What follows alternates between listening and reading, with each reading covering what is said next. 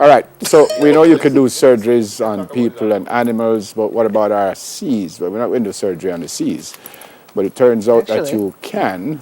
Sand, sea, and surgery was Sunday Gleaner's headline, and now we weighed in on the topic with medical doctor and investor, Dr. David Walker. Good morning, friend. Morning, Doc. How you do? Morning, I'm good. He said you couldn't have surgery. I'm sure you could have surgery on the beach.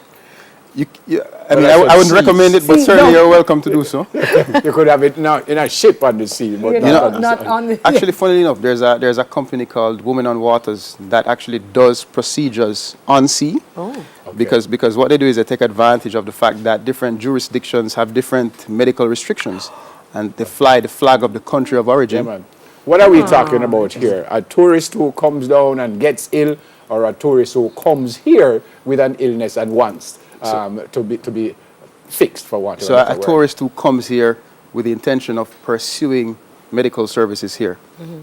That is the definition of medical tourism, which is different from tourist medicine, Right. which is a tourist who comes here, gets ill, and happens to require medical attention. Right. So you're promoting the destination as a place to come and have surgery. Exactly. I mean, Jamaica has a very formidable tourism industry, and we believe that anything that is hitched to that industry is bound to thrive. Why orthopedics?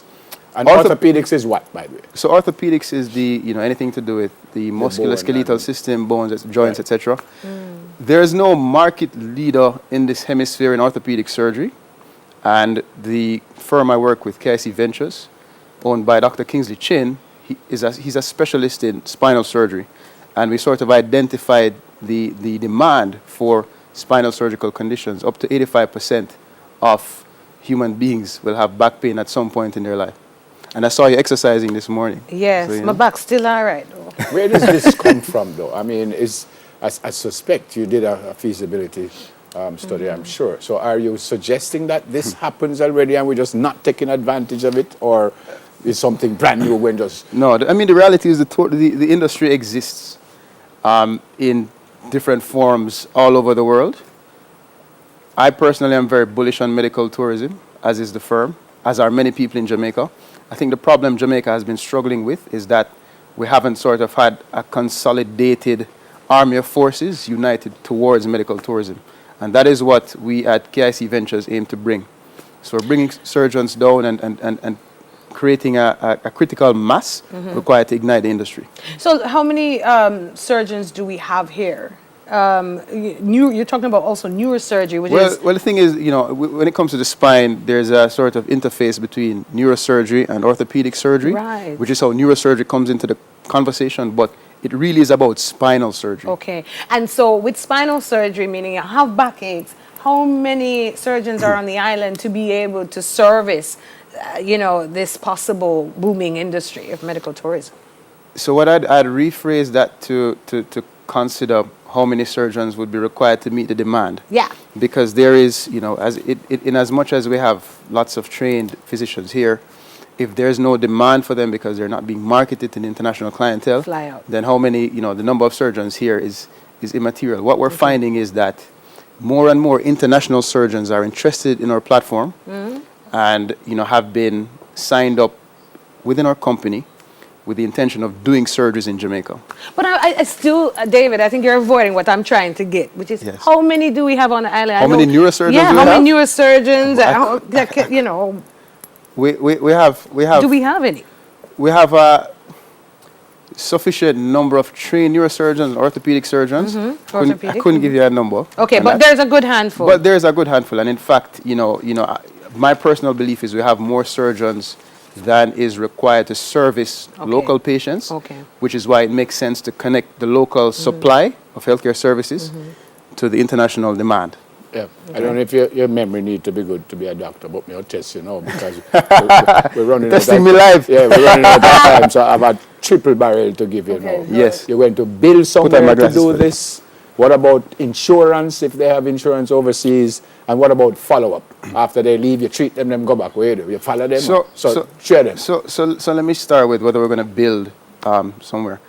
What we found is that the model that seemed to work in places that have an established industry, Panama, Costa Rica, Singapore, Malaysia, Thailand, is that they approach the industry by creating a pipeline, identifying the demand, and sort of bootstrapping their creation of the industry before dropping 4 walls down and calling it a medical tourism center, which is the same means by which we are approaching. So what we're doing is we're doing surgeries at Andrews to establish, you know. So you see how it works first before you say, make we see if we need We're it. establishing the demand before we invest in an actual brick and mortar building. Okay, overseas insurance. For medical insurance now, you know, more and more companies are identifying the medical tourism industry as a valuable space to get into, partially because healthcare costs in the US are so high.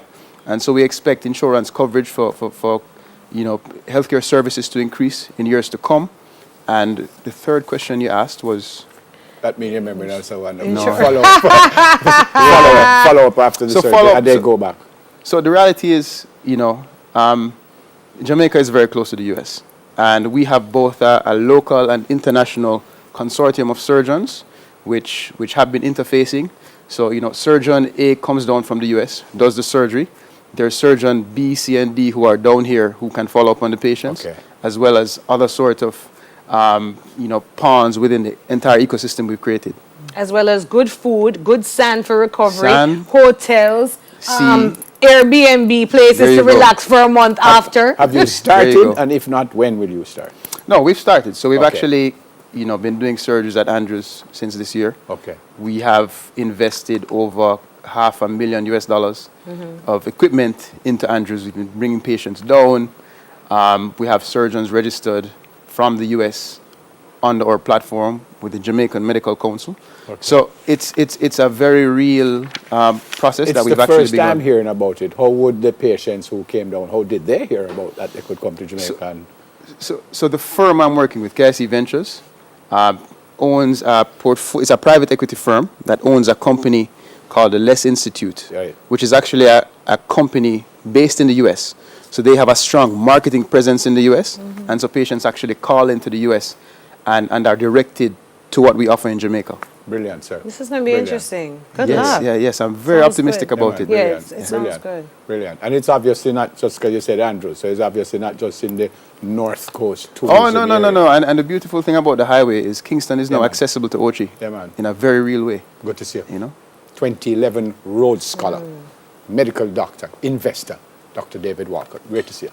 Yes, thank you. And the minister's helping you, Bartlett, right? Yeah, man. We have full support from the public sector. And it's a Wednesday, so what's next?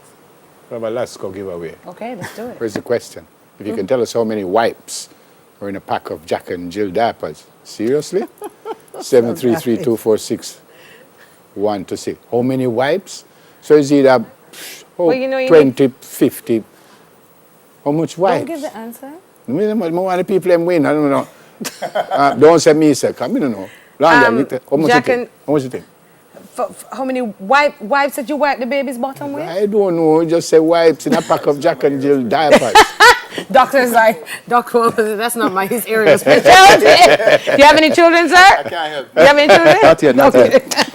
Come now, David, man. Take a guess. Take a guess. Yeah. How many? Wasn't the answer on the screen? No. They have to call in. Give them a hint. Here the question. My guess is 20. Go again. My guess is 20. Me say 22. I say 35. Well, if we say 20 and it wrong, fine with the doctor, leave and do. I say 32. 32. How many wipes are in a pack of Jack and Jill diapers? 733-246-1 and you win this basket courtesy of Lasco. Good luck. So me and the doc said 20. But remember, if it's not 20, I will give you the doctor's address. And you go back for your money where you take for car. That's so funny. We'll soon come. Stay with us. Good to see you, my friend. Yeah, man, and good luck. Thank you very much for having me.